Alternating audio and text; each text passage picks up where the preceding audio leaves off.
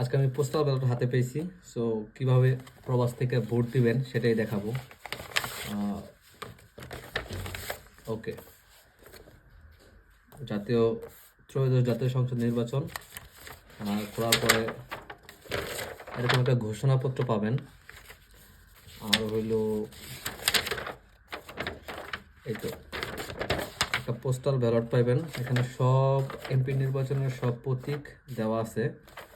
তো আমি যখন নারায়ণগঞ্জ 4 আসনে, এখানে দাঁড়িপাল্লা নাই, এখানে 11 দলীয় জোট থেকে শাপলাকলি মার্কায় ভোট দেব। আর পাশাপাশি এখানে আরেকটা খাম থাকার কথা, সেটা হলো এই যে গণভোট। এখানে আমি দিব হইল হ্যাঁ।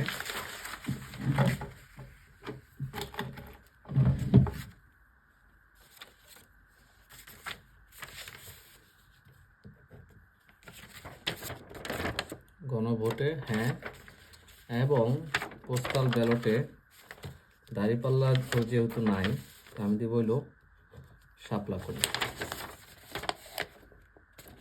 তারপর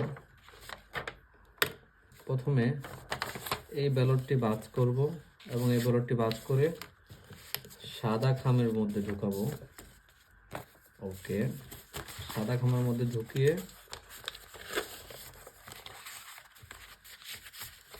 এটা আঠা দিয়ে লাগিয়ে দেব। এটার আর কোনো প্রয়োজন নাই। এই যে ঘোষণাপত্রটি, এই ঘোষণাপত্রটি এখানে তারিখ আজকে 20 তারিখ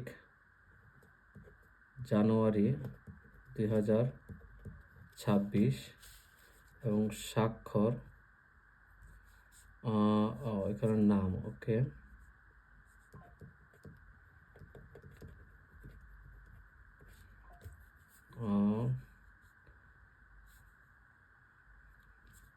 দেখো জাতীয় পরিচয়পত্র নাম্বার,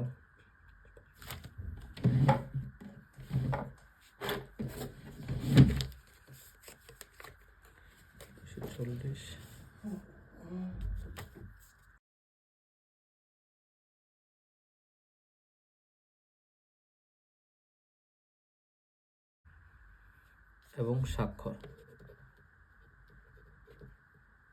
সেতু। ঘোষণাপত্রটি